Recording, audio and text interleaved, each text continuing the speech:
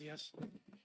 Bueno, quería hablaros del uso de asistentes virtuales con inteligencia artificial, pero en concreto sobre nuestra experiencia en el proyecto DIAL.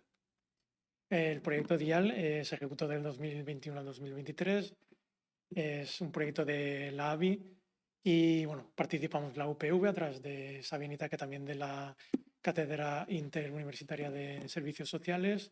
También el grupo de Polibienestar de Psicología de la Universidad de Valencia, las naves, lo que es ahora el Valencia Innovation Capital, y la PYME de Iniciativa Social Integral, que es la que se encargaba de ponernos en contacto con las personas mayores, de instalar en sus casas e interactuar con ellas. En concreto, el proyecto DIAL lo que intentaba hacer era crear un asistente virtual, por decirlo de otra manera, una especie de Alexa, para intentar paliar el problema de la soledad no deseada en personas mayores. La soledad no deseada es un problema grave que afecta a un 13% de la población, sobre todo a adolescentes, jóvenes y personas mayores. El proyecto fue co-creado y codiseñado con personas mayores. Esto quiere decir que nos involucramos desde un primer momento para diseñar la solución y siguió la estrategia psicológica de escucha activa, que por resumirlo mucho es muchas veces cuando tenemos una conversación con una persona, en realidad no escuchamos tanto como deberíamos y saltamos enseguida a dar nuestra propia opinión, intentar dar nuestra propia solución sin escuchar realmente. La escucha activa de lo que se trata es de escuchar realmente, dejar que la otra persona se exprese. Cuando hablamos nosotros, reconocer lo que esa persona ha dicho, repetírselo incluso si hace falta, para que pueda continuar su propio razonamiento y expresar lo que quiere.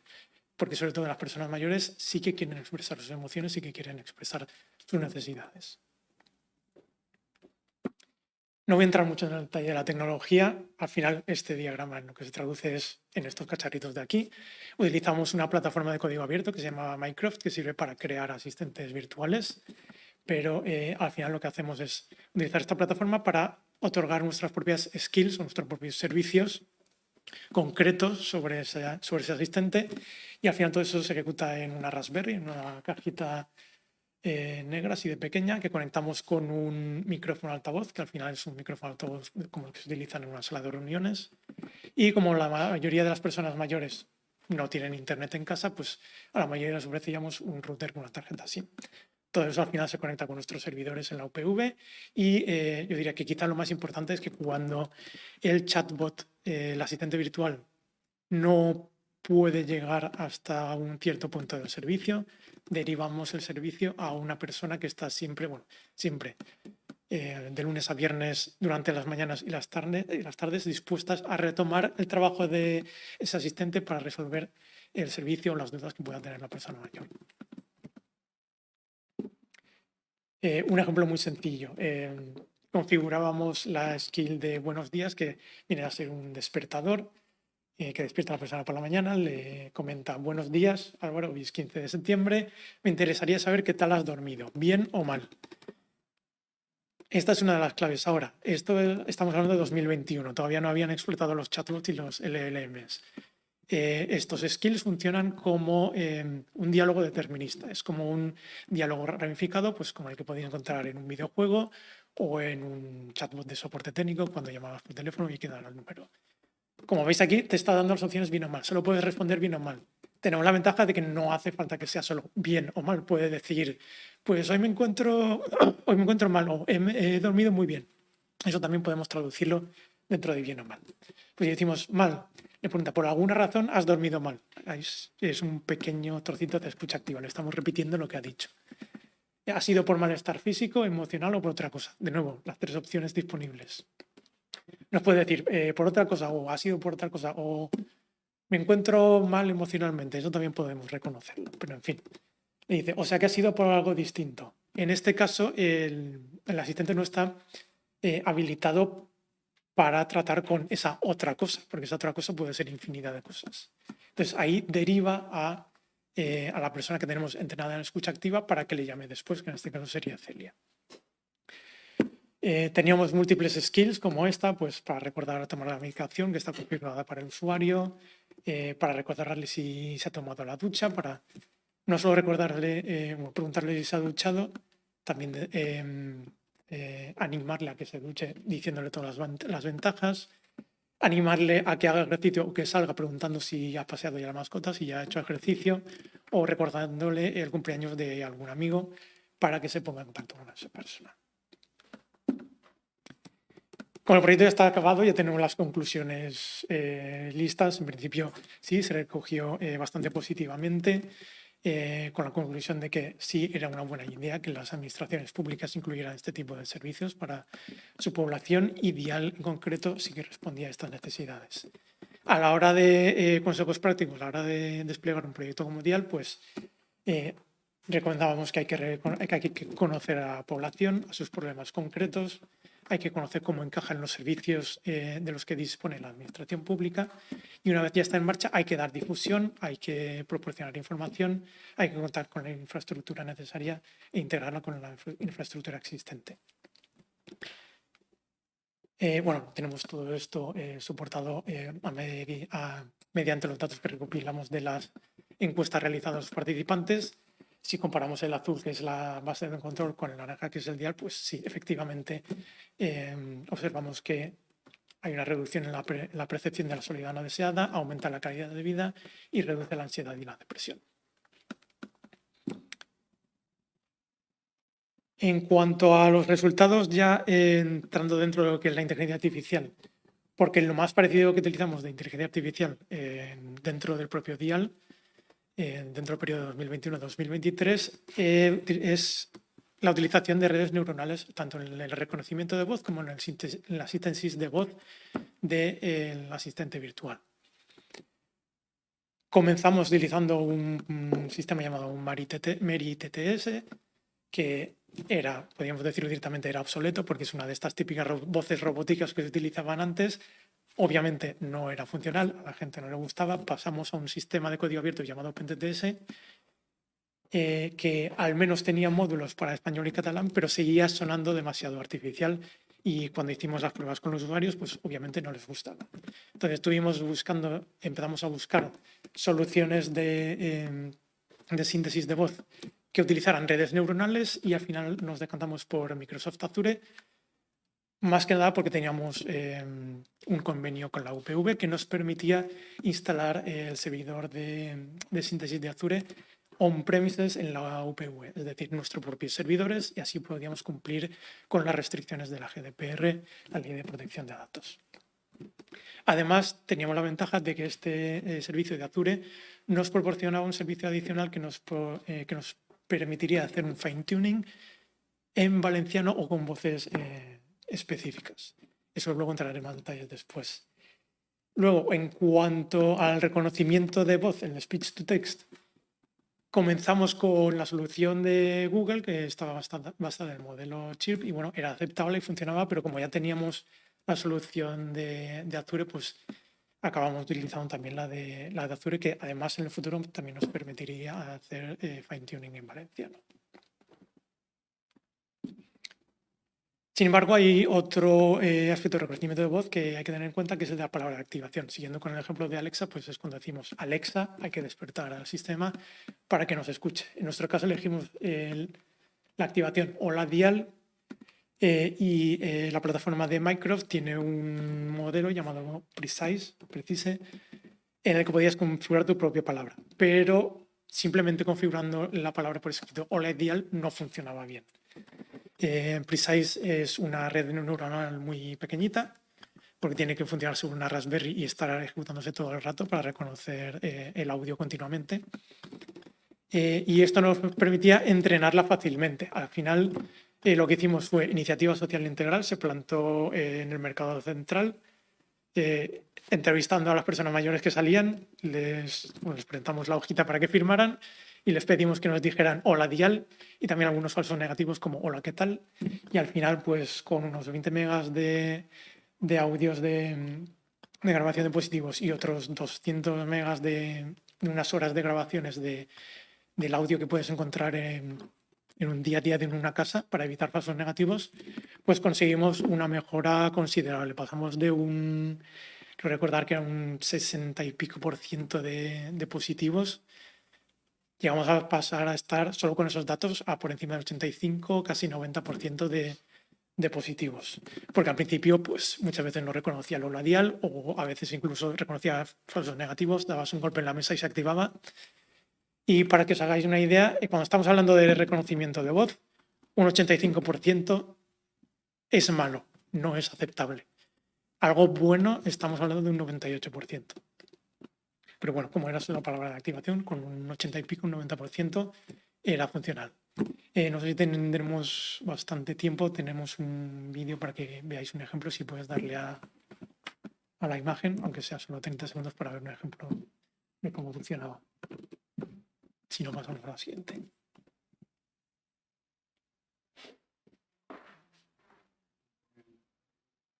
O si no pasamos, podemos verlo al final si tenemos tiempo.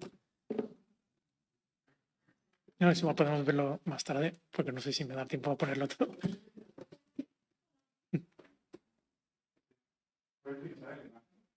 Sí, tenemos un vídeo en la imagen que solo sea un momento.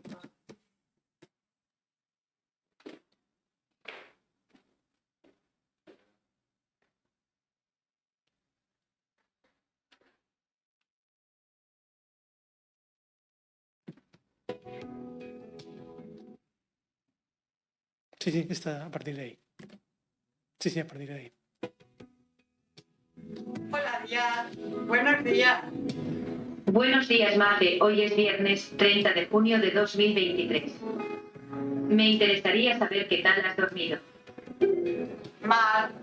¿Ha sido por malestar físico, malestar emocional o por otra cosa? Malestar físico. Bueno, pues Juan Carlos, si quieres, era más que nada porque vierais la voz que utilizaba de síntesis en este caso.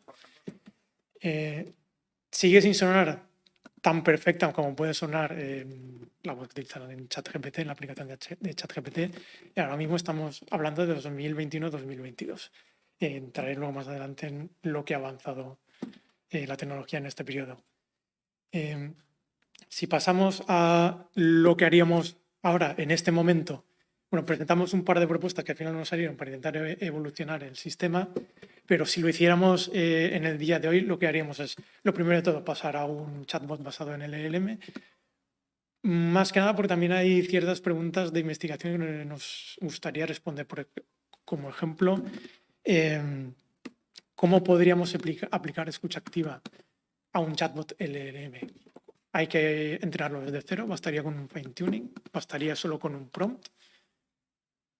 ¿Cómo podemos encarrilar un chatbot para que guíe a través de los diálogos preestablecidos que teníamos antes? ¿Se podría emular de alguna manera? Y en cuanto al síntesis de voz, reconocimiento de voz, nos gustaría entrenarlo en valenciano, nos gustaría hacer un fine tuning. De hecho, en el proyecto estuvimos considerando la posibilidad de utilizar los módulos que nos ofrecía Azure. No nos ofrecía un módulo en valenciano, pero nos ofrecía un módulo en catalán. Podemos hacer fine tuning grabando a un valenciano parlante, entrenarlo en un sistema y que se haga capaz el sistema de reconocer o sintetizar en valenciano a partir del modelo en catalán. Es algo que queríamos probar, pero al final no teníamos ni tiempo ni recursos para probarlo. Y luego, otras cosas adicionales que nos gustaría añadir pues, sería mediante agentes conectar con servicios administrativos, servicios de empresas, servicios municipales. Y también analizar pues, si para un piloto a partir de qué escala deja de sernos rentable intentar comprar toda la infraestructura que necesitaríamos en nuestros servidores para pasar a un sistema cloud o de alquiler de GPUs. ¿Qué limitaciones hay en cuanto a protección de datos y demás? Pero como decía, estamos hablando de un proyecto que se ejecutó de 2021 a 2023. ChatGPT salió otoño de 2022, si no recuerdo mal. En el periodo 2021-2024, incluyendo las propuestas que hicimos, tan solo en el campo de software tenemos la irrupción de ChatGPT, la eclosión de los LLMs, la moda actual de los agentes. En el hardware Cuando hicimos una de las propuestas en 2024, a la hora de evaluar el presupuesto, contamos con unos 5.000 euros para hacernos con una GPU de gama más o menos alta, industrial, bueno, de entrada industrial, una A6000, porque pensamos que estaría bien disponer con una nuestro grupo de investigación. Para el momento en el que nos denegaron la propuesta, ya valía 20.000. Entonces, esto hay que tener en cuenta que en el mundo de la inteligencia artificial hay que moverse rápido y eso no siempre es fácil cuando tratamos con propuestas de proyectos europeos regionales. En fin, las conclusiones que quiero que tengáis en cuenta, lo que quiero que os llevéis de esta presentación. Primero, que hay que tener en cuenta las particularidades locales de vuestros usuarios. Esto es importante porque si reutilizáis soluciones que vengan de las grandes compañías tecnológicas, siempre van a estar basadas primero en inglés y en lo que les ofrezca un mayor número de usuarios. Entonces, dialectos locales, idiomas que hablen menos de 10 millones de personas, en este caso, en el caso de Dial, con el valenciano, os lo vais a tener que hacer por vuestra cuenta. También hay que contar con las particularidades de vuestro público objetivo. En nuestro caso era de las personas mayores.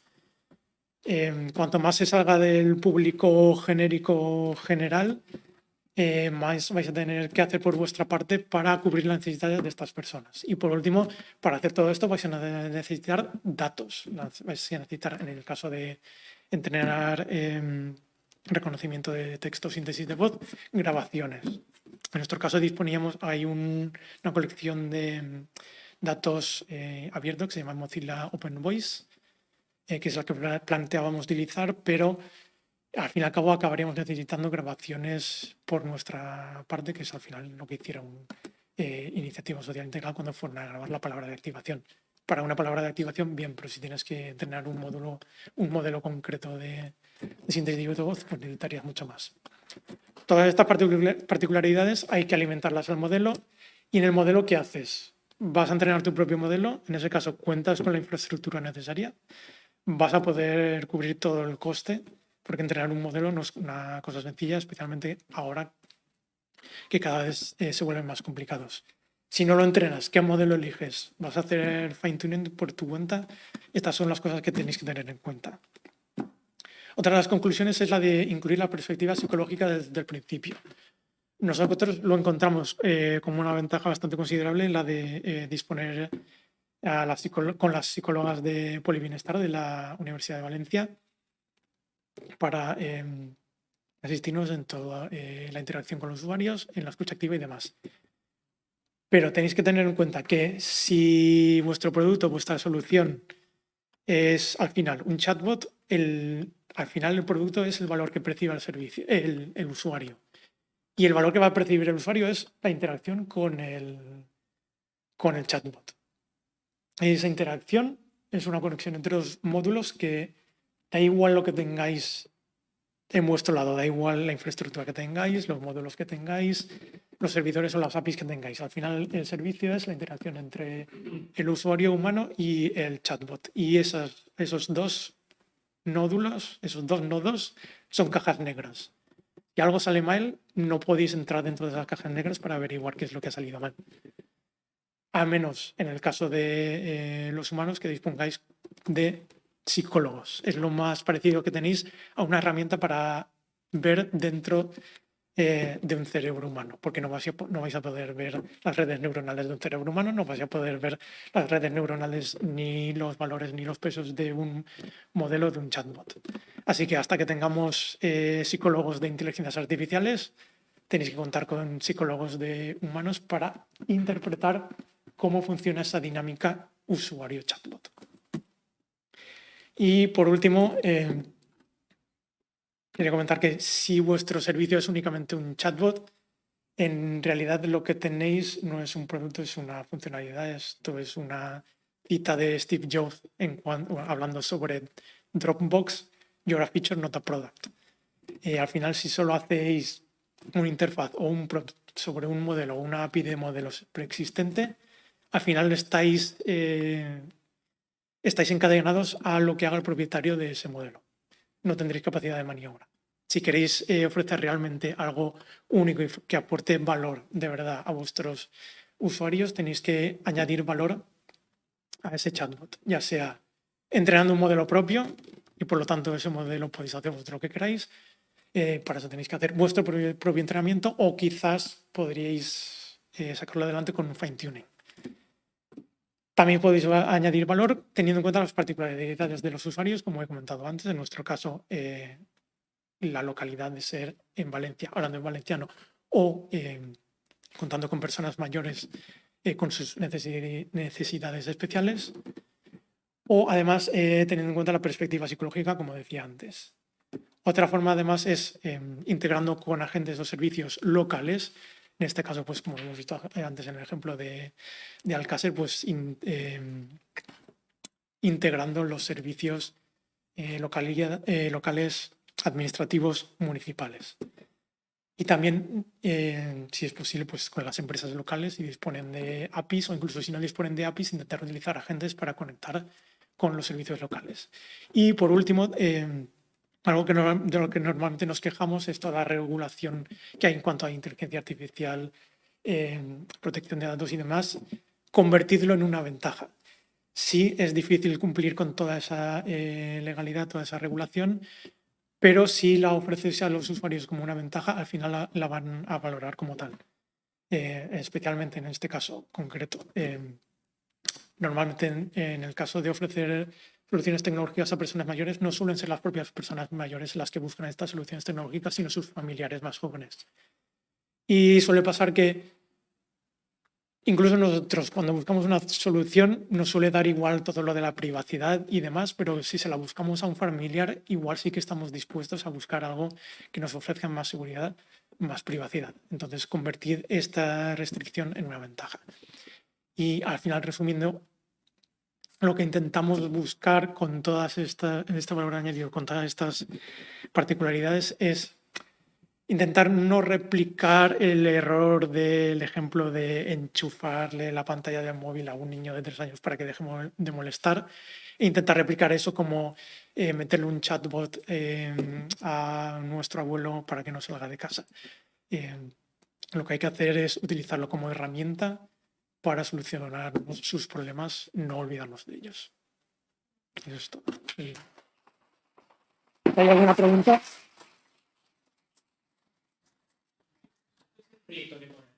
Estaban colocando los muñecos, pero tenían un coste de 1.600 euros, creo, cada muñeco. Ay, perdona.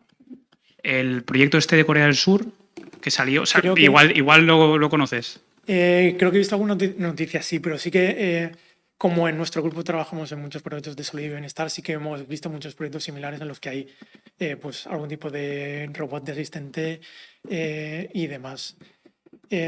La robótica, por un lado, tiene sus limitaciones. Creo que de manera inmediata puede haber más opciones en la integración de chatbots. Si integrar chatbots y robótica, pues al final es un plus. Pero creo que he visto una noticia, pero no he visto más detalles. Lo que hicieron, de hecho, el vídeo se puede ver por internet. Además, el año pasado creo que lo utilicé en alguna charla de psicología en la universidad. Hablaban también de la soledad, hablaban del problema de Corea que tienen con las personas mayores. Y el módulo al final era un muñequito que simulaba un niño pequeño o una niña con 2 cámaras, o sea, con una cámara en los ojos y luego un modelo LM, creo que trabajando para darles charla y tal. O sea, lo único era el precio. El precio creo que eran 1.600 euros cada. Igual me equivoco, hace mucho tiempo que. Sí, no es posible. Pero eran caros, los muñecos.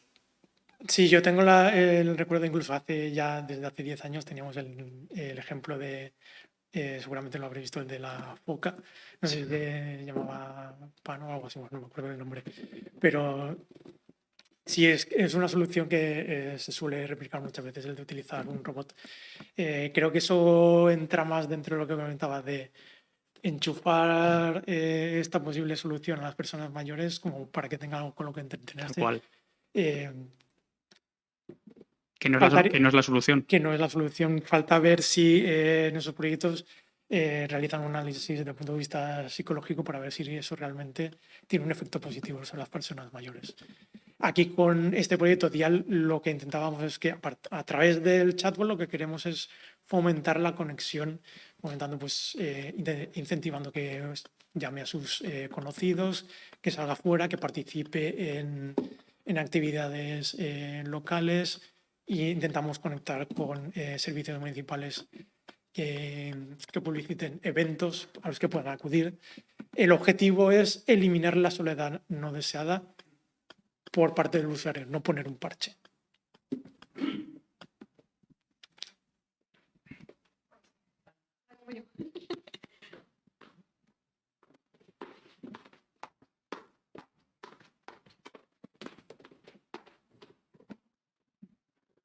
Hola, mi pregunta es, has hablado de que el modelo que tenéis de conversación es determinista. Al final hay unas preguntas y unas respuestas que pueden ser pues, A, B u otros. ¿Siempre comienza haciendo la misma pregunta o varía en función de algo? Por ejemplo, la que hemos visto en el vídeo. Generalmente utilizábamos la misma pregunta, pero como es determinista podíamos utilizar diferentes alternativas. Y también se pueden modificar dinámicamente. De hecho, creo que había un par de skills que solía alternar entre diferentes tipos de preguntas de inicio. Muy bien, gracias.